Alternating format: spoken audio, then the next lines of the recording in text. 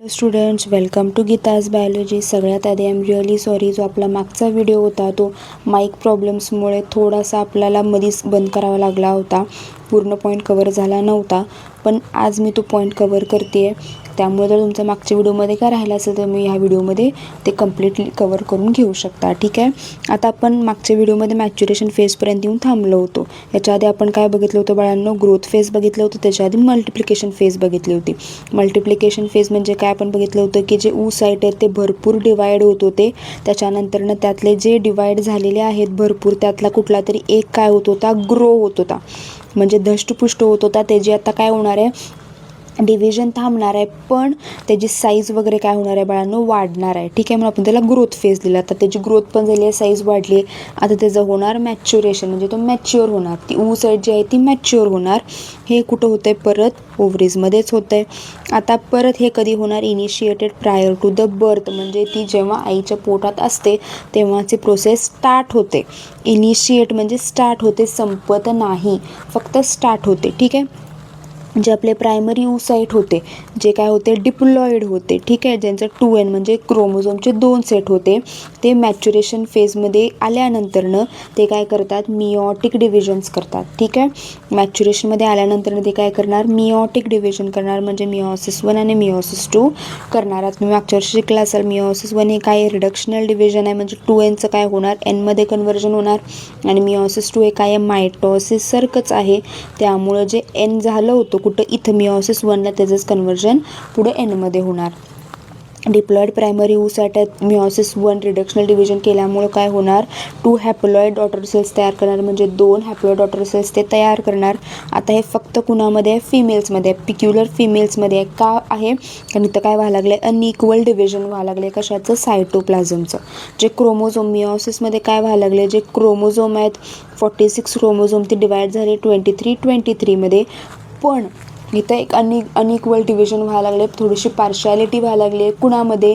सायटोप्लाझममध्ये. तुम्ही बघू शकता फक्त एकाच सेलला काय मिळाले? भरपूर सायटोप्लाझम मिळाले, आणि एका सेलला सायटोप्लाझम काहीच मिळालेलं नाही आहे. ठीक आहे. आपण म्हणतो ना की अनइक्वल पार्शालिटी झाली, एकाला सगळं मिळतं, एकाला काहीच मिळत नाही. ते तिथंच होतं, आणि ते कुठं होतं? फक्त आणि फक्त फिमेल्समध्ये होतं. ठीक आहे. त्यामुळं काय होतं? अनइक्वल डिव्हिजन ऑफ सायटोप्लाझम झाल्यामुळं एक लार्ज सेल, मोठा सेल तयार होतो, त्याला आपण सेकंडरी साईट म्हणतो. आणि जो दुसरा सेल आहे तो कसा असतो? स्मॉल असतो, त्याला आपण फर्स्ट पोलार बॉडी म्हणतो. आता ह्याच्याकडं फर्स्ट पोलार बॉडीकडं काय आहे? सायटोप्लाझम इतकं नाही आहे, मग ते मायटोसिस किंवा मिओसिस पुढे डिव्हिजनला जाणार नाही. डू नॉट काय म्हणू शकतो आपण? Do not enter meiosis 2. फक्त मिओसिस 1च करतं, मिओसिस 2 करत नाही. आता जे सेकंडरी साईट आहे ते काय करणार? मिओसिस 2 प्रोसीड करणार. कुठंपर्यंत? मेटाफेज 2 पर्यंत. ठीक आहे. इथंपर्यंत परत येऊन थांबणार. त्या आधी कुठं येऊन थांबलं होतं? आपलं जे मिओसिस 1 आहे ते कुठं येऊन थांबलं होतं बाळांनो? मिओसिस 1 आपण म्हणू शकतो की मिओसिस 1 जे आपलं प्रोफेज 1 आहे, मिओसिस 1मधलं जे प्रोफेज 1 येतं ते येऊन थांबलेलं असतं. कुठंपर्यंत? ते मुलगीचा जन्म होईपर्यंत. ठीक आहे. जेव्हा ती मुलगी आईच्या गर्भात असते, आईच्या पोटात असते, तेव्हा ती मिओसिस 1पर्यंत येऊन थांबते. म्हणजे त्या मुलीच्या ओव्हरीमध्ये मिओसिस 1पर्यंत येऊन काय झालं आहे? ते थांबलेलं आहे. कुठं? प्रोफेज 1ला. तिथून ते थांबतं. ते कधी स्टार्ट होतं? जेव्हा ती मुलगी वयात येते तेव्हा. ठीक आहे. आपल्याकडे 2 आहेत, तर मी तुम्हाला लिहूनच दाखवते. एक तर काय आहे? बर्थ, म्हणजे जेव्हा ती आईच्या बर्थ म्हणण्यापेक्षा आपण म्हणू शकतो बिफोर बर्थ. ठीक आहे. जेव्हा ती आईच्या पोटात होती तेव्हा तिनं सगळं डिव्हिजन केले, म्हणजे तिनं काय केलं? आपण म्हणू शकतो मल्टिप्लिकेशन फेज केली तिनं, मग ग्रोथ फेज केली, मग मॅच्युरेशन फेज अर्धी केली. कुठंपर्यंत येऊन थांबलं? मिओसिस 1पर्यंत. मिओसिस 1 किंवा आपण म्हणू शकतो प्रोफेज 1पर्यंत येऊन ती काय झाली? थांबली. आता हे परत कधी स्टार्ट होणार? ते परत स्टार्ट होतं 13व्या ते 14व्या वर्षी, जेव्हा ती काय होते? वयात येते.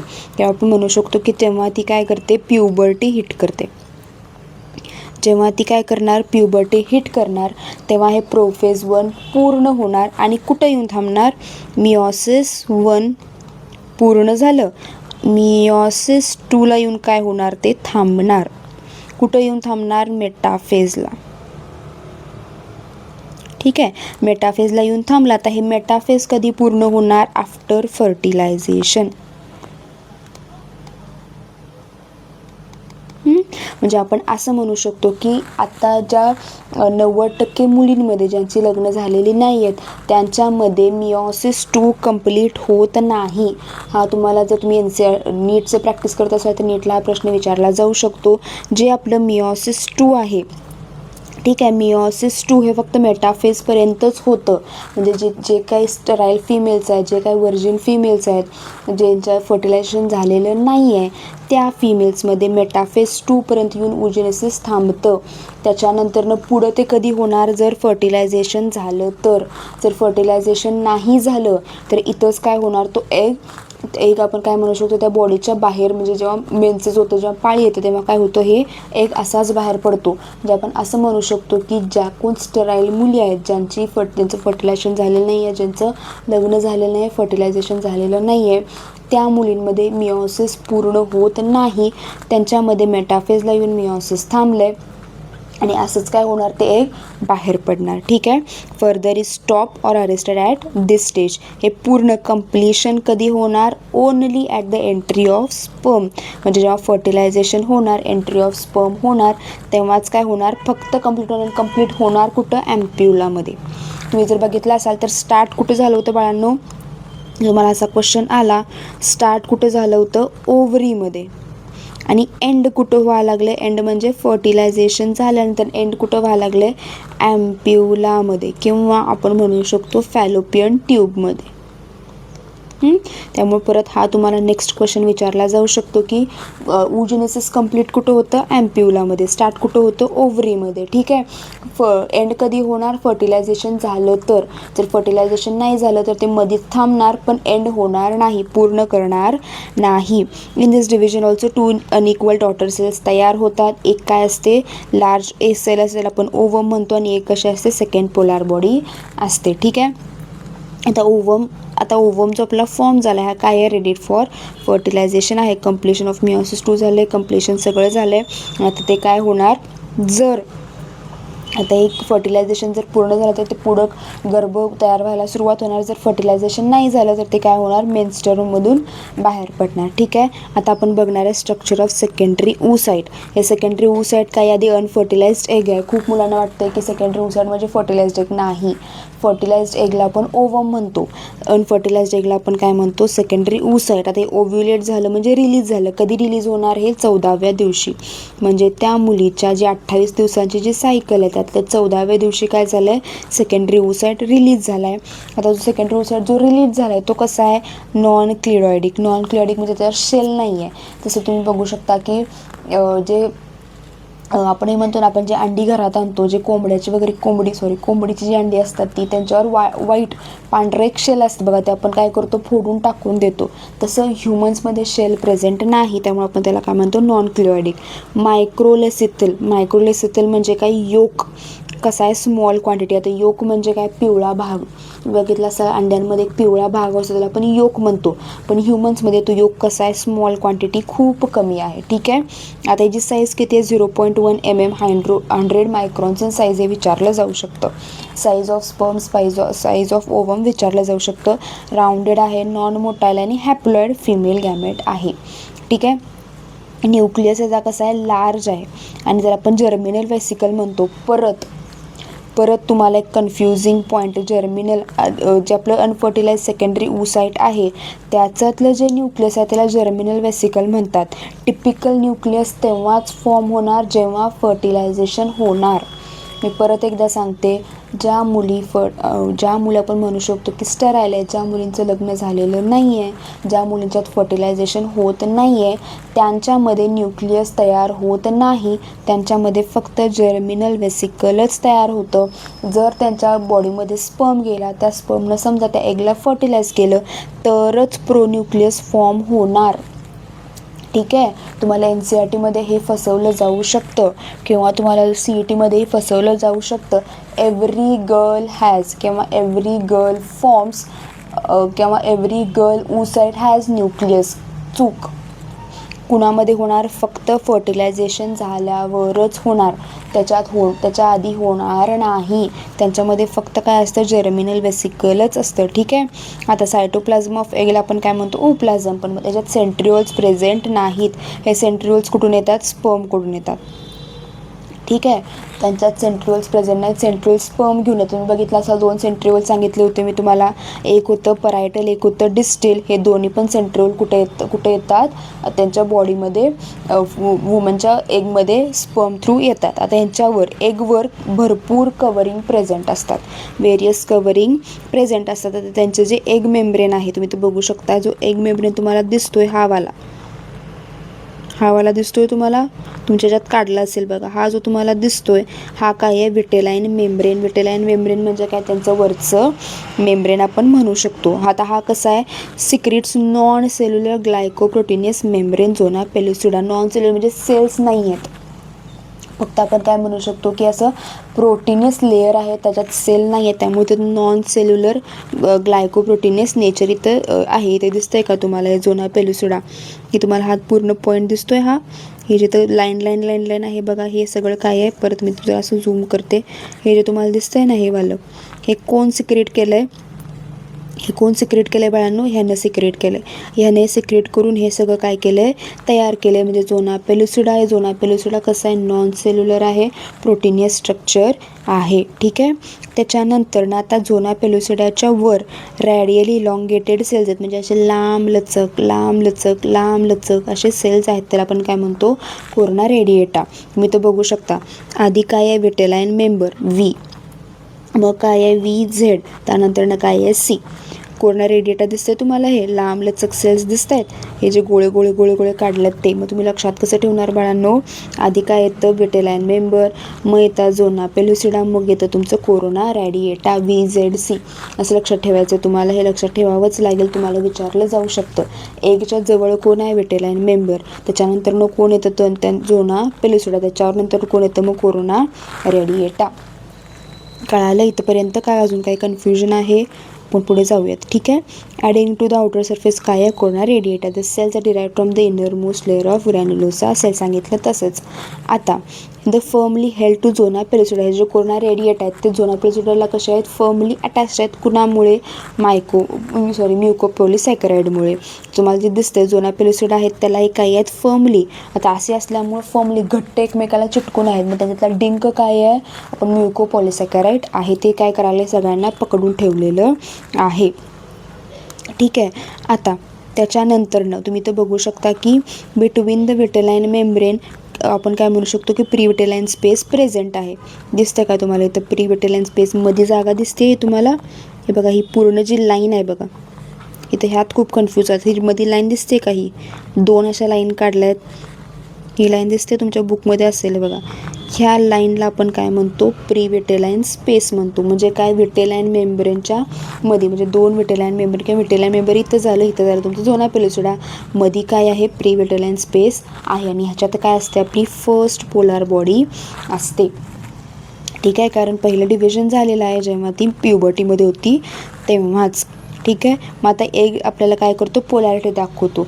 जिथं जर्मिनल वेसिकल आहे आणि जिथं फर्स्ट पोलार बॉडी आहे त्याला आपण म्हणतो ॲनिमल पोल, आणि त्याच्या अपोजिट आपण म्हणतो व्हेजिटेबल पोल. आता इथून बघू शकता की इथंच तुम्हाला जर्मिनल वेसिकल दिसतं, म्हणजे पुढं होणारं न्यूक्लियस दिसतं, आणि इथंच तुम्हाला काय दिसायला लागले, फर्स्ट पोलार बॉडी. मग एवढं आपण काय म्हणू शकतो, ॲनिमल पोल, आणि एवढं आपण काय म्हणणार बाळांनो, व्हेजिटल पोल. जसं आपलं नॉर्थ पोल साऊथ पोल असतं ना, तसंच काय असतं बाळांनो, ॲनिमल पोल आणि व्हेजिटल पोल. आता हे व्हेजिटल पोल ॲनिमल पोल काय आहे तुम्हाला पुढं ब्लॅस्ट्युलेशनमध्ये नीट कळणार आहे, त्यात मी तुम्हाला नीट सांगते. काय नसतं, पण एवढंच असतं की जो काही योक आहे तो जास्त करून इथं व्हेजिटल पोलला असतो, आणि ॲनिमल पोलपासून आपण म्हणू शकतो की डिव्हिजन स्टार्ट होतं. ठीक आहे. जे आपले सेल्स वगैरे तयार होतात ना, ते इथून जास्त स्टार्ट होतात, म्हणजे ॲनिमल पोलपासून जास्त स्टार्ट होतात. आणि जे काही त्याच्यासाठी न्यूट्रिएंट लागतं ते सगळं कुठं असतं, व्हेजिटल पोलमध्ये असतं. ठीक आहे. इथपर्यंत काय डाऊट आहे बाळांनो तुम्हाला? आपण पुढे जाऊयात. पुढ्यात आपण काय बघणार आहे बाळांनो? फर्टिलायझेशन आणि सिनगॅमी. फर्टिलायझेशन म्हणजे काय? Sexually production, formation and fusion of गॅमेटला आपण काय म्हणतो? फर्टिलायझेशन म्हणतो. आता इथं फ्युजन कुणाचं व्हायला लागलं आहे? हॅप्लॉइड मेल गॅमेट आणि हॅप्लॉइड फिमेल गॅमेट. हे लिहायला विसरायचं नाही. हॅप्लॉइड हे शब्द लिहायला विसरायचं नाही. हे शब्द त्याच्यात आलेच पाहिजेत. त्याची प्लॉइडी लिहायला कधीच विसरायचं नाही. Fusion of haploid mail gamete, haploid female gamete आणि फॉर्मेशन काय झालं? डिप्लॉइड झायगोटचं फॉर्मेशन झालेलं आहे. आता ही प्रोसेस कशी इंटरनल आहे? इंटरनल म्हणजे वुमनच्या बॉडीमध्ये होते, बाहेर होत नाही. आणि कुठं होते? ॲम्प्युलामध्ये होते. जिथं काय झालं बाळांनो, मी तुम्हाला सांगितलं होतं की ॲम्प्युलामध्येच ओजिनेसिस थांबतं. स्पर्म आला की त्यांचं जे काही मेटाफेस टूला जे अडकलं होतं ते मेटाफेस टू ते पूर्ण करतं आहे आणि त्याच्यानंतर त्याचं डिव्हिजन कंप्लीट होतं आहे. कुठं? ॲम्प्युलामध्ये. का होतं आहे? कारण तिथंच काय व्हायला लागलं आहे? स्पर्म फ्यूज व्हायला लागला आहे. ठीक आहे. आता the fertilized egg will develop into embryo and the process कुठं होते? युटेरसमध्ये होते. ठीक आहे. आता मेकॅनिझम बघायचं आपल्याला. एक मेकॅनिझम नेमकं आहे कसं? आपल्याला माहिती आहे सिमेन रिलीज होतं आणि त्यातनं स्पर्म्स पण येतात आणि सम सिक्रिशन्स पण येतात. आता मेन आपलं फर्टिलायझेशनचं मेकॅनिझम. आधी काय व्हायला पाहिजे? Movement of sperm towards egg. जो स्पर्म आला आहे फिमेल बॉडीमध्ये त्याला आपण ॲक्टिवेट करायला लागतं. कारण ऑब्व्हियसली तो कसं जायचं? त्याला अगेन्स्ट द ग्रॅव्हिटी जायचं, म्हणजे खालून वर जायचं आहे, अगेन्स्ट द ग्रॅव्हिटी जायचं. त्यामुळे तुम्हाला काय करायला लागणार आहे? त्याला ॲक्टिवेट करायला लागणार आहे. त्याला थोडंसं काय करायला लागणार आहे? एनर्जी द्यावी लागणार आहे. त्यालाच आपण काय म्हणतो? कॅपॅसिटेशन. स्पर्मला काय करायला लागणार? तुम्हाला चार्ज करायला लागणार की बाबा जा आणि फर्टिलाइज कर, आपल्याला पुढची प्रोजेनी या जगात आणायची आहे. It involves capacitation of sperms. त्याच्यानंतरनं कॅपॅसिटेशन ऑफ स्पर्म्स आता का केलं जाते? कारण जे 50% स्पर्म झालेले असतात ते कसे असतात? एकतर ब्रोकन असतात किंवा डिस्ट्रॉईड असतात किंवा डिमोटिलाइज, म्हणजे त्यांच्यात चालण्याची ताकदच नसते, वर जाण्याची ताकद नसते. मग बाकीच्यांना आपण काय करतो? कॅपॅसिटेशन करतो. ते कॅपॅसिटेशनला किती वेळ लागतो? 5 ते 6 तास लागतात ते वुमन बॉडीमध्ये आल्यानंतरनं. आता ॲक्रोझोम काय होतं? मला दाखवलं होतं बघ, हे असं त्याचं स्पर्मचं हेड, असं काहीतरी स्पर्मचं हेड काढलं होतं आपण आणि इथं मी काय काढलं होतं? ॲक्रोझोम तुम्हाला सांगितलं होतं त्याच्या हेडमध्ये असतं. हे काय होतं? आता थिन होतं आणि ह्याच्यामुळं काय होतं? Calcium enter the sperm. ते थिन झाल्यामुळं काय होणार? कॅल्शियम जे बाहेर होतं ते काय होणार? आत येणार. And tail begins. कॅल्शियम आत आल्यामुळं टेल जे त्याचं जे शेपूट होती ती काय होती? जास्त स्पीडनी वाढायला चालू करते. Calcium becomes sperm become extractive and begin to start moving upwards the vagina. त्याच्यानंतरनं परत प्रोस्टाग्लॅन्डिन कोण? फिमेल्स रिलीज करतात. फिमेलचे ते जे ग्लँड्स आहेत ते सगळे रिलीज करायला चालू करतात. ते काय करतात? स्पर्मला ॲक्टिवेट करतात. तुम्ही बघितलं असाल, मी तुम्हाला सांगितलं होतं बघा, जे फिमेलचे ग्लँड्स असतात ते सुद्धा हेल्प करतात. ते सगळे हेल्प करतात. ते असेच हेल्प करतात. प्रोस्टाग्लॅन्डिन परत स्पर्मला आणि थोडंसं ॲक्टिवेट करतात, म्हणजे त्यांचा स्पीड आणि काय करणार?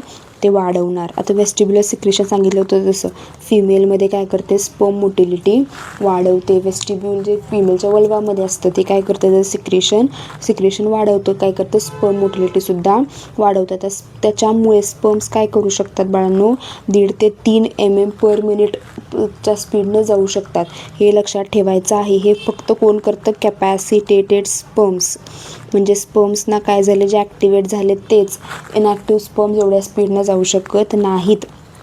त्यामुळे ते ॲम्प्युलाला जाणार आणि त्याच्यानंतरनं हेल्प होतात. आणि परत दुसरा कोण करणार? ऑक्सिटोसिन.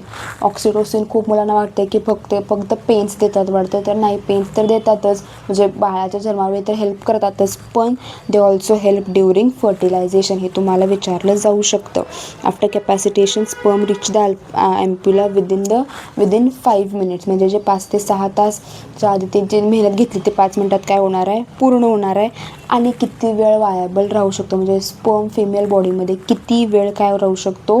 जिवंत राहू शकतो किंवा आपण म्हणू शकतो की ॲक्टिव्ह राहू शकतो. तो म्हणजे 24 ते 48 तास. ठीक आहे. Ovum for about 24 hours. म्हणजे 24 ते 48 hours ते काय करू शकतात? राहू शकतात. त्याच्यानंतर आपण बघणार आहे entry of sperm into the egg. आता ते एग जवळ आले, एगमध्ये त्याची जी काय होणार? एंट्री होणार ते आपण बघणार आहे.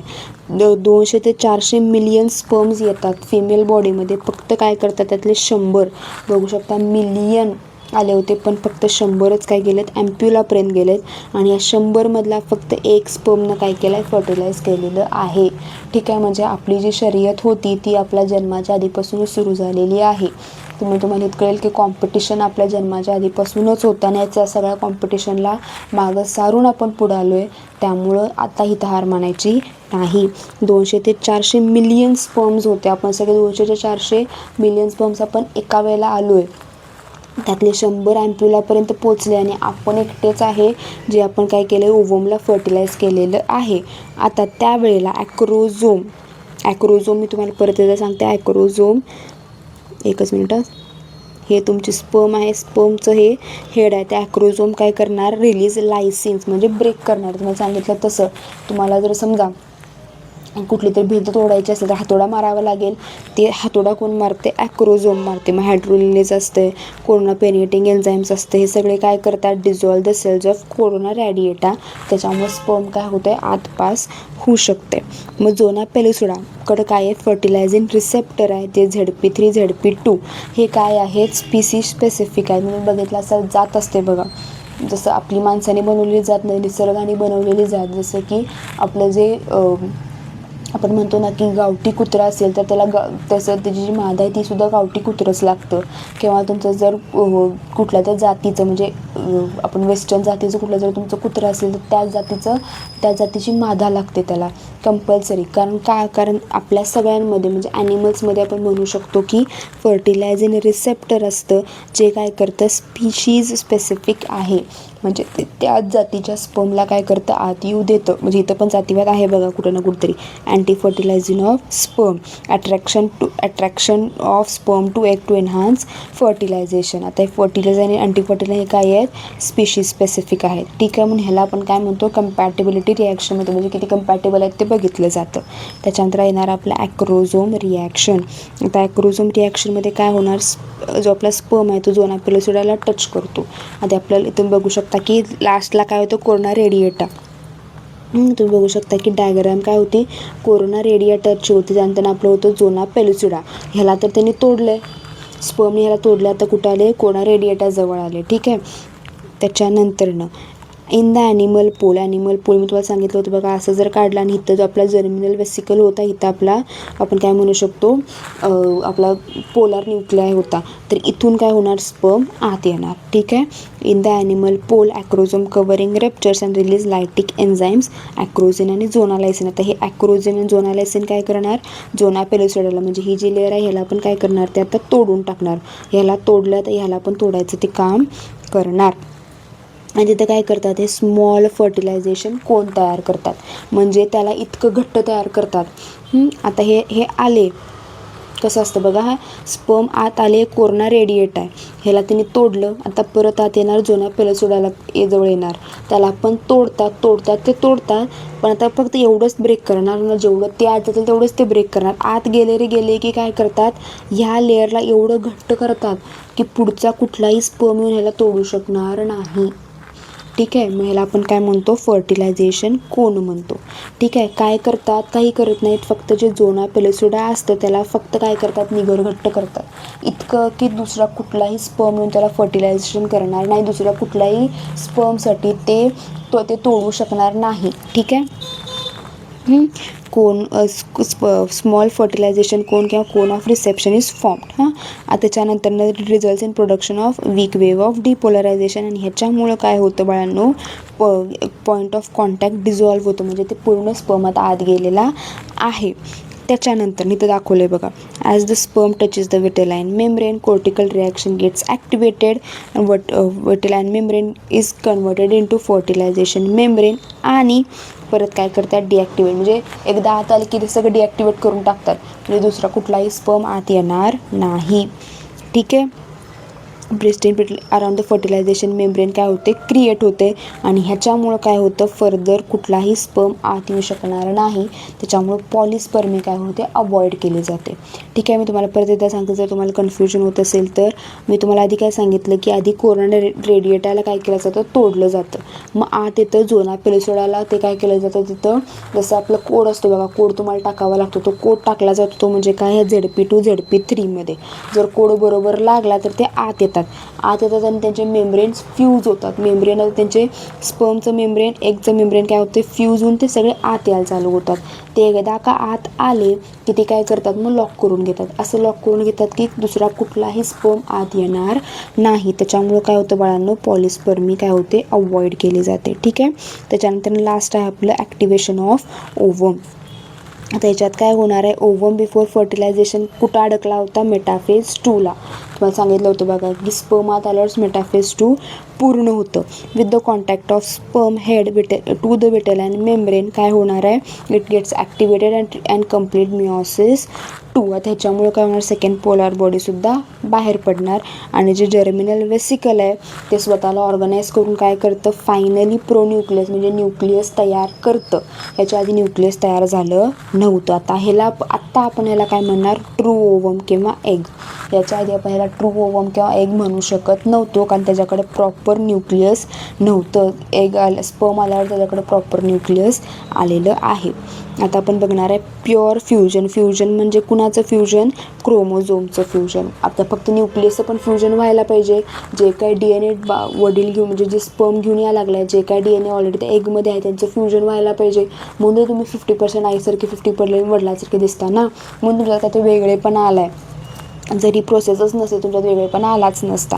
Covering of male and female pronuclei काय होणार, डिजनरेट होणार. प्रोन्यूक्लिया म्हणजे न्यूक्लियसचं कवरिंग काय झालं त्यांचं, डिजनरेट झालं आणि क्रोमोझोमलचं काय झालं, पेअरिंग झालं. ठीक आहे. दिस रिझल्ट्स इन फॉर्मेशन ऑफ सिनक्रेयॉन किंवा सिनगॅमी किंवा कॅरिओगॅमी. सिनक्रेयॉन म्हणजे काय, त्यांचे जे न्यूक्लियस आहेत ते सगळे एकत्र आले. कॅरिओगॅमी म्हणजे काय, त्यांचे जे न्यूक्लियस त्यांचे जे क्रोमोझोम्स होते ते सगळे एकत्र आले आणि ते परत काय झालं, 23 आईकडून 23 वडिलांकडून मिळून काय झाले, त्यांनी 46 क्रोमोझोम्स तयार केलेले आहे. त्याला आपण काय म्हणतो, झायगोट म्हणतो. ठीक आहे. आता प्रॉक्झिमल सेंट्रिओल जे कुठून आलं होतं, स्पर्मकडून आलं होतं, ते काय करणार, आता क्लिवेज करायला चालू करणार. म्हणजे त्या झायगोटला तोडायला चालू करणार. जे सायटोप्लाज आपण केलं होतं ना, असं तुम्ही काढता बघा स्पिंडल फायबर्स. हे स्पिंडल फायबर्स तयार करायला आपल्याला काय लागतं, सेंट्रिओल लागतं. ते कुठून यायला लागले, स्पर्मकडून यायला लागले. आता आपण फक्त सिग्निफिकन्स बघणार आणि आपण इथं आज थांबूयात. ठीक आहे. Significance of fertilisation. फर्टिलायझेशनमुळे काय काय चांगलं घडलं आहे, तर सेकंडरी ओसाइट आपलं काय करते, प्रोसेस कंप्लीट करते आणि मॅच्युअर ओवम तयार करते. डिप्लॉइड क्रोमोझोम नंबर काय झाला आहे, रिस्टोर झाला आहे. जो काय आपला झाला होता, हॅप्लॉइड तयार झालं होतं. हॅप्लॉइड स्पर्म, हॅप्लॉइड एग त्यांनी हॅप्लॉइड ओसाइट त्यांनी मिळून काय केलं, डिप्लॉइड क्रोमोझोम तयार केला. तर ओवमकडं काय असतं, सेंट्रिओल्स नसतात, त्यामुळे पुढचं डिव्हिजन होत नाही. मग त्याला गरज कुणाची लागते, स्पर्मची लागते. म्हणजे आपण म्हणतो ना की ओवमला पण स्पर्मची गरज लागते, स्पर्मला पण ओवमची गरज लागते. फर्टिलायझेशन काय करणार, fusion of male and female gamete करणार फ्रॉम 2 पेरेंट्स. आणि त्याच्यामुळे काय होतं, इव्हॉल्युशन, वेगवेगळे विविधता येते लोकांमध्ये. आणि आपण काय म्हणतो, sex of offsprings also decide, म्हणजे त्या बाळाचं जे काही आपण जेंडर आहे ते सगळं ओळखलं जातं ह्या सगळ्या फर्टिलायझेशन प्रोसेसमुळे. ठीक आहे. इथंच थांबूयात आपण. पुढच्या लेक्चरमध्ये आपण याच्या पुढचा पार्ट घेऊयात. तुम्हाला जर काय डाऊट असेल, काय पॉईंट कळला नसेल, तुम्हाला कमेंट सेक्शनमध्ये विचारू शकता. जर तुम्हाला हे लेक्चर आवडलं असेल तर हे लेक्चर जरूर तुमच्या फ्रेंडशी शेअर करा, म्हणजे त्यांनाही कळेल. त्यांनाही जर काय डाऊट असेल तेही मला कमेंट सेक्शनमध्ये विचारू शकतील. Okay, thank you.